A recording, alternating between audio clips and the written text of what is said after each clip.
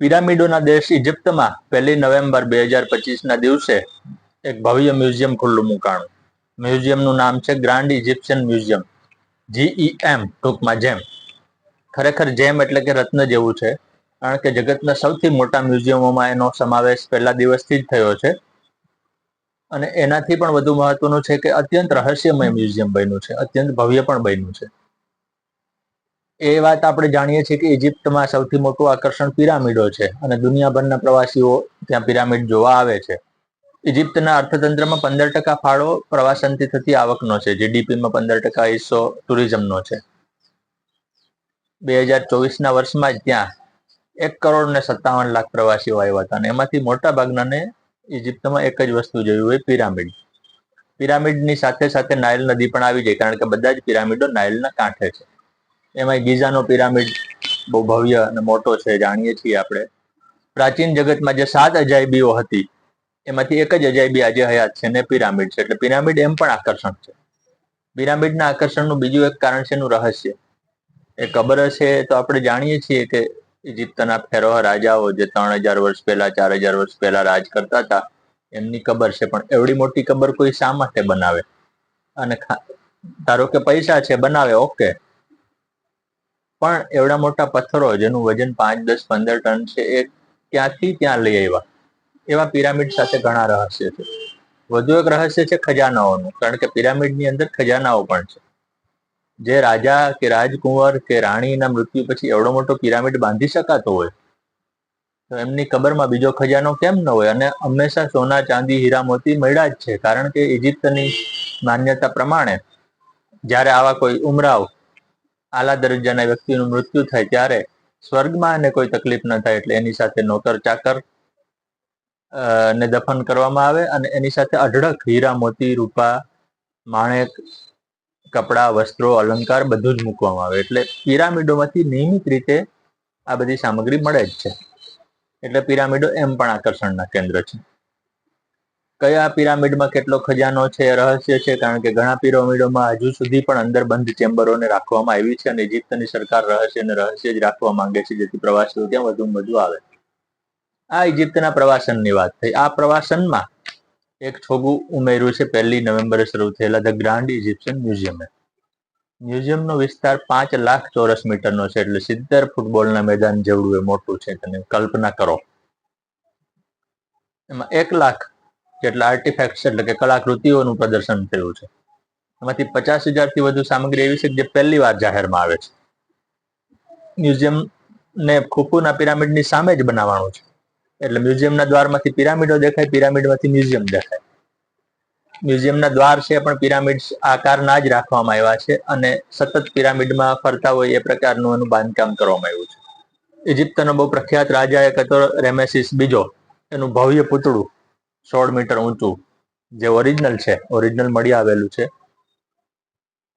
3,000 વર્ષ જૂનું, એ મ્યુઝિયમના પ્રથમ ખંડમાં જ રાખવામાં આવ્યું છે. એટલે પ્રવાસીઓનું સ્વાગત એ કરે છે. પછી બહુ મોટી ભવ્ય પહોળી સીડીઓ છે, જેની બંને બાજુ આવા બીજા અનેક પૂતળાઓ છે.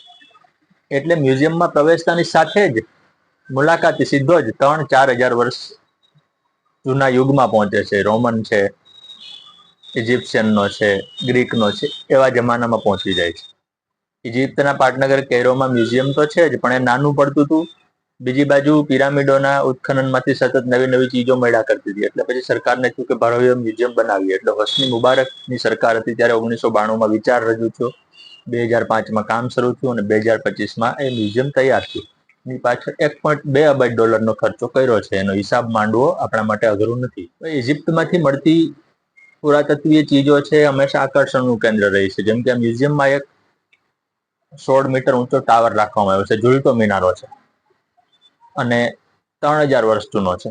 આપણે ત્યાં ઝૂલતા મિનારા છે, પણ આપણે એને પ્રવાસીઓ માટે ખુલ્લા નથી રાખી શક્યા. જ્યારે મ્યુઝિયમનું સૌથી મોટું આકર્ષણ જે ઇજિપ્તની સરકારે ગણાવ્યું છે એ છે તુતઆમેન ખાનનું પૂતળું. 3300 વર્ષ પૂર્વે ઇજિપ્તમાં તુતઆમેન ખાનનો એક રાજા થઈ ગયો અને એ બાળ રાજા હતો, એટલે એને હજી પુખ્ત વયનો થાય એની પહેલા જ રાજા બની જવાની સ્થિતિ આવી હતી.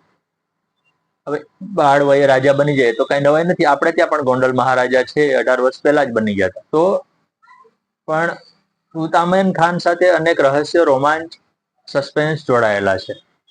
એનું મૃત્યુ કેમ થયું તો એક રહસ્ય છે, કારણ કે નાની ઉંમરે રાજા બન્યા, નાની ઉંમરે જ મૃત્યુ થતું, એટલે એનું મમ્મી બનાવાયું, એને સોના રૂપાથી મઢી લેવાનું, સોનાની આખી કાસ્કેટ એટલે કે પેટી બનાવાય, એની કબરમાં મૂકી દેવાય.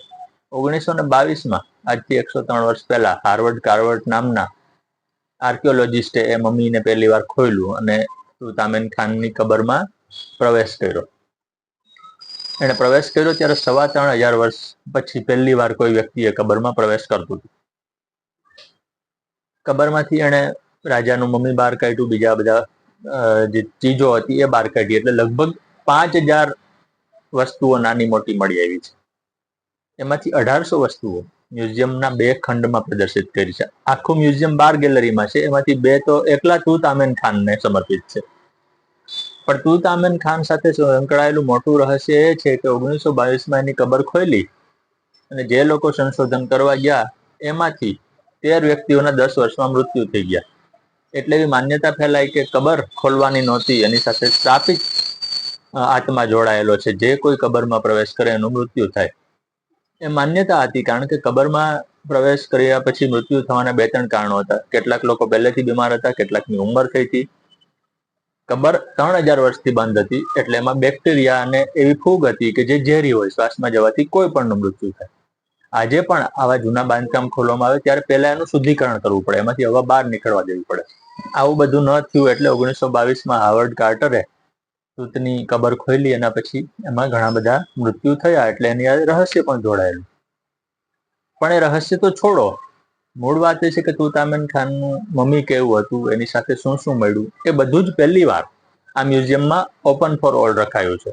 તુતામેન ખાન સાથે સંકળાયેલી ચીજો ઇજિપ્તે વારંવાર પ્રદર્શિત કરી છે, પણ થોડીક વાર લંડનમાં પ્રદર્શિત કરે, થોડીક વાર પેરિસમાં કરે, થોડીક વાર ન્યુયોર્કમાં કરે, અને વળી પાછી સંકલિત ઇજિપ્ત લઈ આવે. અહીંયા પહેલી વાર કાયમી ધોરણે રાખી દેવામાં આવ્યું છે, કારણ કે હવે ઇજિપ્ત પાસે આવું ભવ્ય મ્યુઝિયમ બની ગયું. બોલિવૂડની ફિલ્મ 10 કમાન્ડમેન્ટ હોય કે નાઇટ એટ ધ મ્યુઝિયમ હોય કે પછી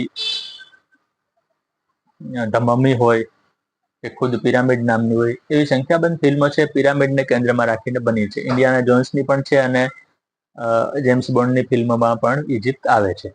એટલે ઇજિપ્ત રહસ્ય રોમાંચ સાથે જોડાયેલો દેશ છે. એમાં એક નવું ઉમેરું છે. જોકે ઇજિપ્તના શીર્ષસ્થ આર્કિયોલોજિસ્ટ છે ડોક્ટર જાહિર હવાસ, જેણે પોતાની જિંદગી પિરામિડોમાં જ ખર્ચી નાખી. એણે બહુ સરસ વાત કીધી કે આ મ્યુઝિયમમાં 3 વસ્તુ હજુ હોવી જોઈએ. એક છે રોસેટા સ્ટોન, બીજું છે જોડિયાક મેપ, જે ફ્રાન્સના લુવરમાં છે, રોસેટા એ બ્રિટનના મ્યુઝિયમ છે, અને નેફરતિતીનું પુતળું બર્લિનમાં છે. આ બધા મ્યુઝિયમોએ જે તે સમયે ઇજિપ્ત ઉપર જે તે દેશનું રાજ હતું એટલે લઈ ગયા છે. આ મ્યુઝિયમ એટલા માટે પણ ભવ્ય છે કે ઇજિપ્તનો ઇતિહાસ છે. દુનિયાના બીજા દેશો પાસે પણ મ્યુઝિયમ છે, જેમ કે બ્રિટન પાસે બહુ મોટા મ્યુઝિયમો છે, પણ બ્રિટનના મ્યુઝિયમોની વિશિષ્ટતા એ છે કે એના મ્યુઝિયમમાંથી જો જે તે દેશની સામગ્રી પરત મોકલવામાં આવે તો કાચના ખાલી ખોખા વધે, કારણ કે બ્રિટનના મ્યુઝિયમો બધા લૂંટમારથી બનેલા છે. ભારતમાંથી કંઈક લઈ ગયા, ઇજિપ્તમાંથી લઈ ગયા, શ્રીલંકામાંથી. જ્યારે ઇજિપ્તનું આ મ્યુઝિયમ છે એ ભારતના મ્યુઝિયમો જેવું જ ભવ્ય છે, કે જેની પાસે પોતાનો ભવ્ય ઇતિહાસ છે અને હવે દુનિયા સમક્ષ રજૂ કરે છે. ધન્યવાદ.